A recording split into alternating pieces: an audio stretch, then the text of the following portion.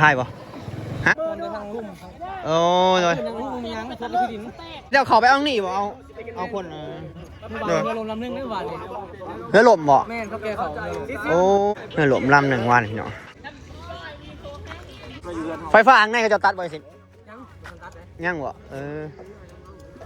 ใครอยู่ซะเขากระตัดไปว่าตัวได้มันถ่วมเขากระตัดออกเขาตัดมดตัดบางส่วนโอ้โดยเขาจะทางไปเอาคนเนาะทางไปเอาเสบียงพี่น้องทางนี้ทางคือเขาจะอพยพขึ้นมาไล่แล้วพี่น้องน้ำด้านหนา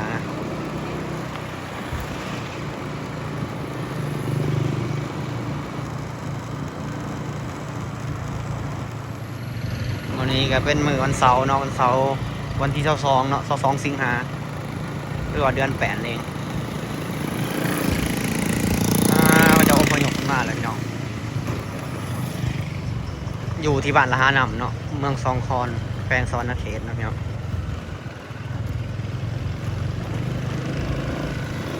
น้ำท่วมนี้มันหลดเติบได้พี่น้องนี่เอาพวกอันนั้นไว้พายเพื่อลูกนะเอาไฟดิพายได้ห่างขึ้นมาหอดที่แล้วหอดวัดแหละตอนที่อีแรกที่ไกเห็น YouTube นะเนาะกามาผักนี่แหละเอารถมาผักอยู่วัดนี่แหละสูงๆนี่แหละแล้วนั่งเพื่อขึ้นไปนี่ที่ไก่ถ่ายตอนนี้ก็เป็นเวลาเกือบ6 โมงเย็นแล้วพี่น้องรถฝั่งไทยต้นนครพนมเอาเลิกยืนนี่เลิกเยอะลงไปเบิ่งบ่แต่เรือ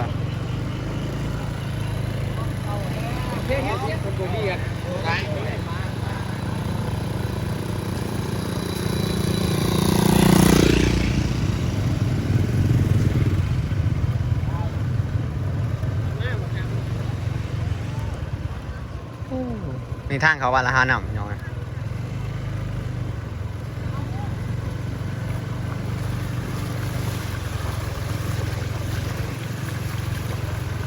นี่มันหลดได้พี่น้องปกติมันจะขึ้นสูงกว่านี้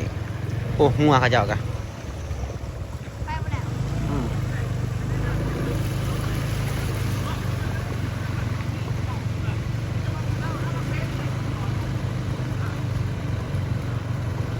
ปลามันจะขึ้นจังหวะบอกเฮ้ยเชียวโอ้เชี่ยวไผ่อ้าวคนข้างหลังเชียวเอาเดินมาหน้าเลย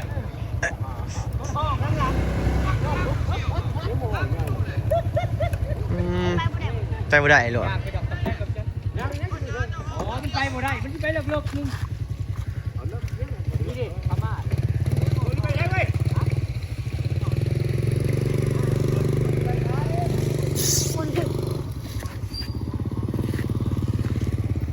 ปกติน้ำก็จะการน้ำเซลวะเอาไปไว้ที่เก่าแล้วเขาเมืองนั้นนั้นล่ะเอาไปไว้นะมอบไปสู่ลูกเขาไอ้แม่รู้เหรอมันไหนลูกเลยเข้าไปรถมันเรียนท่าอยู่มัน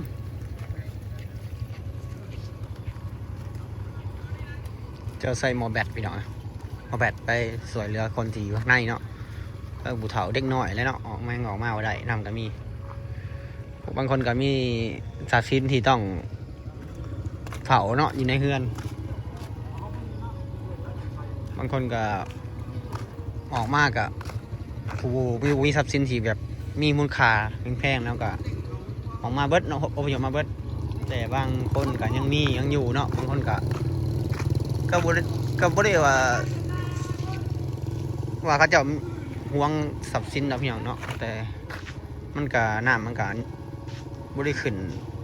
แบบปีที่ไก่เห็น YouTube ตัวบิดหน่อยเนาะปีเห็น YouTube ตัวบิดนะ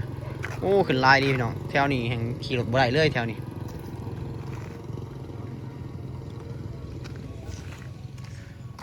มากับแบ่งใหญ่ได้พี่น้องเป็นบ่าวเลยสบายดีไหมอ้ายหรือเปล่าจัดดูพอสบายดีสบายดีสวัสดีนะพี่น้องเด้อวันนี้ไก่กาสิผ้ามาถ่ายเนาะอยู่ที่บ้านละห้านำก็เป็นอยู่บ้านละห้านำที่เขาไปได้อย่างนี้เนาะพี่น้องจริงไก่ก็จะเขาไปถ่ายข้างในอยู่พี่น้องแต่ มันค่ำเลยพี่น้องตอนนี้ก็ประมาณเวลาก็ประมาณ18โมงกับ6โมงแรงอ่ะเนาะพี่น้องเนาะบ้านเฮาก็ประมาณนั่นแหละแล้วนี่ก็งัวเขาเจ้าก็เอาขึ้นไปเบิดเลยพี่น้องทางนี้นะปกติเขาจะผูกงัวผูกควายใส่นี่เขาย่างน้ำขึ้นเนาะบดการย่างบ่แน่ใจเนาะเพราะว่าน้ำกันหลั่งมาเรื่อยไหลมาเรื่อยไป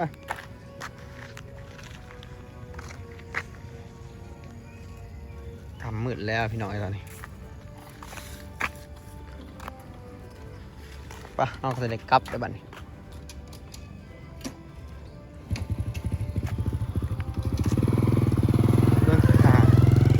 พี่น้องไม่เบิ่ง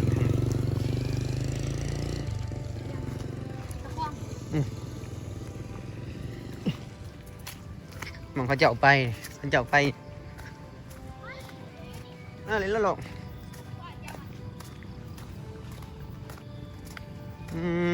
เขาจะหลัดไปนี่เนาะนี่ขาไปนี่นี่เขาจะเอาอย่างขามไปขามมา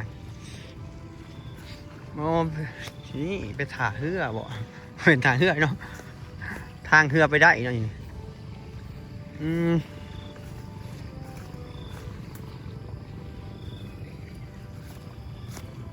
ถ่วงเบิดไปหน่อยเป็นแม่น้ำเบิดเลย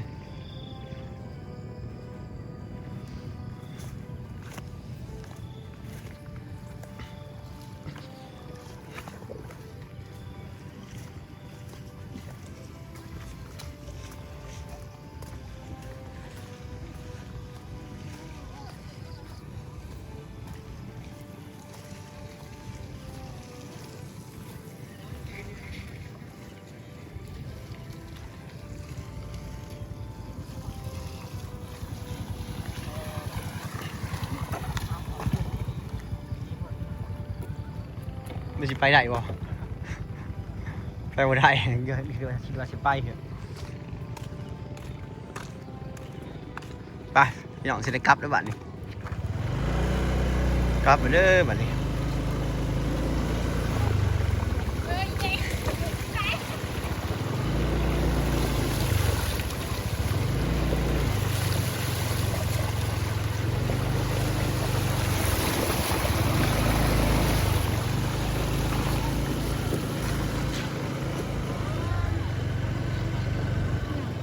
ขึ้นมือพายบ่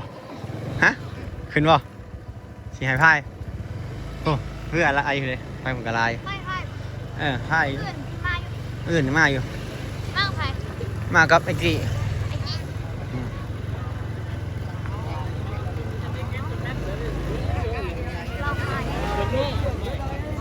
ไปดิไอ้ขนค้อนหรือเปล่าเพื่อนไหนนะเพื่อนไหนขนไปหรือเปล่าเพื่อนเครื่องเจ้าเนี่ยยังไม่ถ่วงมึงกันเจ้าโอ้ยโอ้ก็ไม่ได้ถ่วงเบิร์ตตี้สันนะฮะนะโอ้โดยโดยโอ้เนาะเจ้าเขาไปเอาหนีบ่เอาคนโอ้ทางแคบเลยโอ้โดยทางเบื้องมันสิลงได้บริมีผู้อันนั้นที่เนาะบริมีผู้ติดนั่นที่เรือลมลำนึงไม่หวานเลยเรือลมบ่แม่เขาแก่เขาโอ้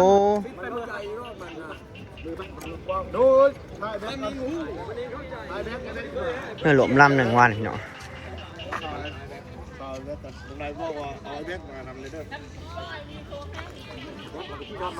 ไฟฟ้าอังไงก็จะตัดบ่อยสิยังบ่ใครอยู่สิเขาก็ตัดไปว่าตัวได้มันถ่วงเขาก็ตัดออกเขาตัดมดตัดบางส่วนโอ้โดยจะไฟฟ้าตัวได้เอาบ่เข้าออกเดี๋ยวเว้ยสมมติเขาก็ใส่ดิใครใส่ไฟง่ายใครดิเอาใครดิบ่เอาใครดิเขาจะทางไปเอาคนเนาะทางไปเอาเสบียงพี่น้องทางนี้ทางเรือไอ้วันนั้นมันยาบ้าเด้อเมื่อกี้เราก็ได้หัวดากลับก็ได้สิไอ้สิกลับก็ได้โน่นเลยดีไงง่ายด้วยเขาหมื่นยุดได้รถโอ้โน่น อืมน้ำนี่ขึ้นนี่ไหวหรือว่าอะไรขึ้นเรื่อยๆบ่ข้าวทางเนื้อมามีพ้นอีก โอ้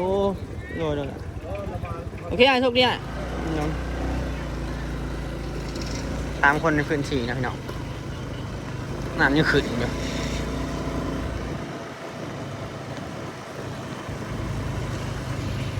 แบ่งกูสาวแบ่งเอาป่ะมีผูขาวเนี่ย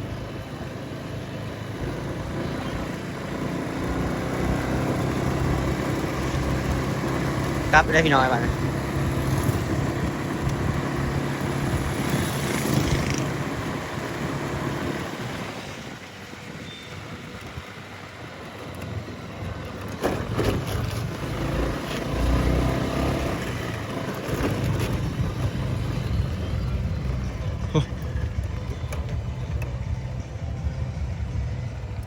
เพิ่มคนเลยเนาะน้ำขึ้นมาเรื่อย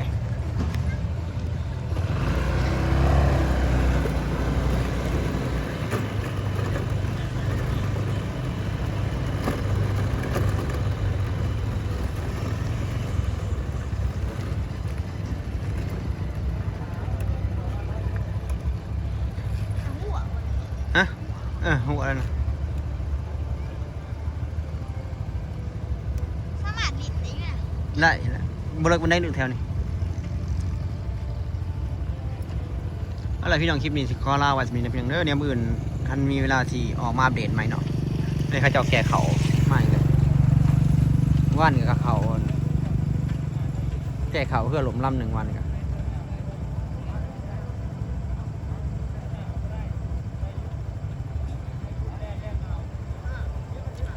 พี่น้องขอให้พี่น้องโชคดีขอให้ปลอดภัยเนาะพี่น้องที่อยู่ในหมู่บ้านนี่เนาะ